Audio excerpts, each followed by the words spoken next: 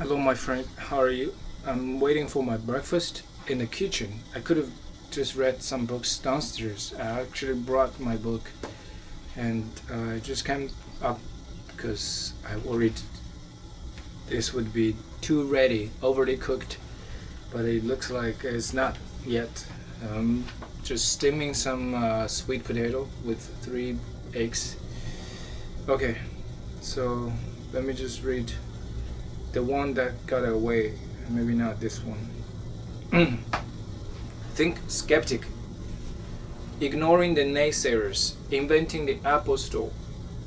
Steve Jobs' speech at Stanford struck a chord with many because he was so clearly speaking from the heart.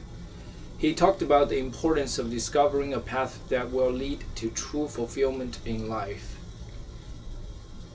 Let me repeat this. He talked about the importance of discovering a path that will lead to true fulfillment in life.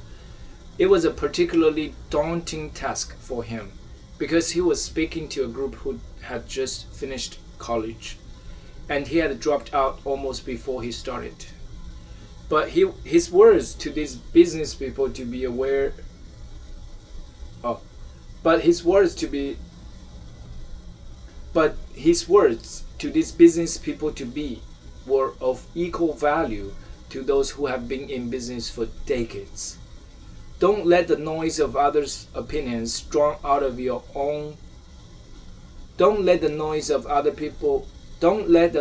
others' opinions drown out your own inner voice.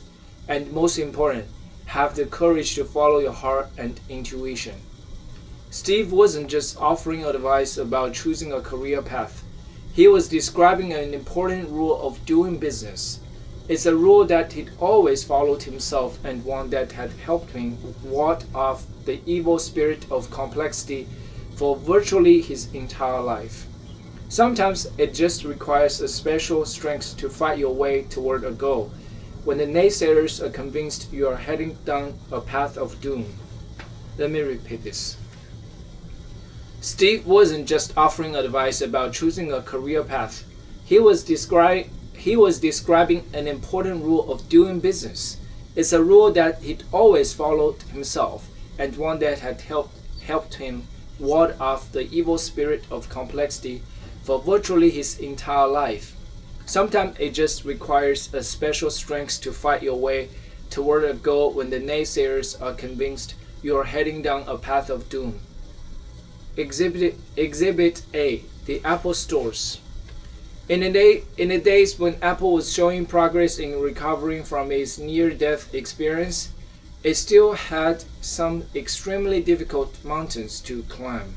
Steve was convinced that when customers actually sat down with a Mac and had someone show them how easy it was to use, they were easy to convince. The problem was finding a way to have that conversation. There were very few stores where you could just walk in and get familiar with the Mac, and even fewer stores where the salespeople cared enough to demonstrate it properly.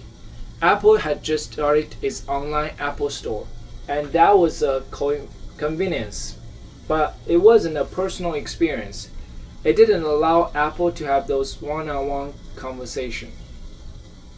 So in 1997, Steve announced a deal with CompUSA, in which that national retail chain would create an Apple store within a store. This partnership was greeted with some enthusiasm, since customers would instantly gain the ability to touch Apple products in store, nationally at convenient locations. It didn't exactly work as planned.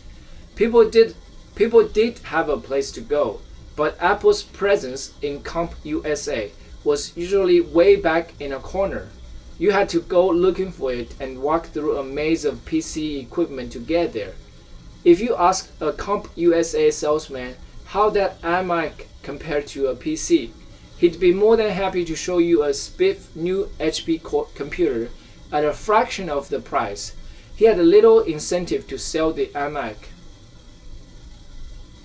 No, CompUSA wasn't going to solve Apple's problems. In a world of PCs, all powered by Windows, Apple was the odd dog. Convincing a customer that Apple had a superior platform required more than some dedicated space in the back of Comp USA and a half-hearted salesperson. If Apple was going to start reclaiming the market share it had lost during its dark years, it needed to do some serious thinking different. And so the idea of the Apple Store was born. Steve recruited Ron Johnson, famous for turning Target into a cool place to shop, to head Apple's new retail group and develop the Apple Store concept. Today, you'd have to look far and wide to find a single person who doesn't see the value of the Apple stores. They are widely regarded as one of the greatest retail successes in history. They've become the gold standard in the retail world, making more money per square foot than Tiffany. Oh, damn. But clear as this may be now, it was just theory back then. There were already vultures circling the retail skies.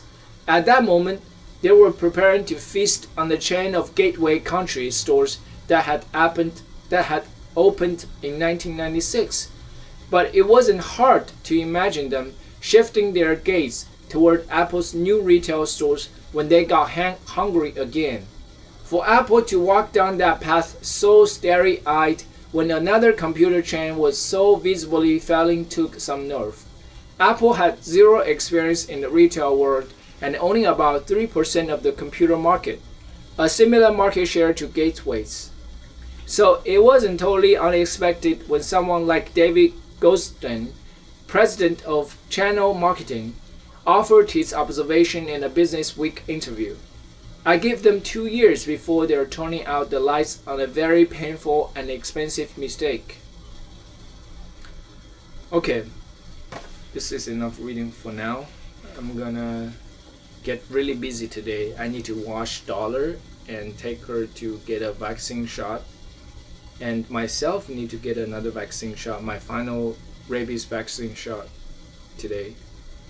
And I'm also taking a shower, so like shower vaccine twice, because I need to do it for her. I could take her to a pet shop, but I feel like I should do it myself, because we brought some shampoo like a few months ago and we just used for once, and I simply don't want to waste it. Or maybe I should actually take her to a pet shop to save some time, because time is more valuable.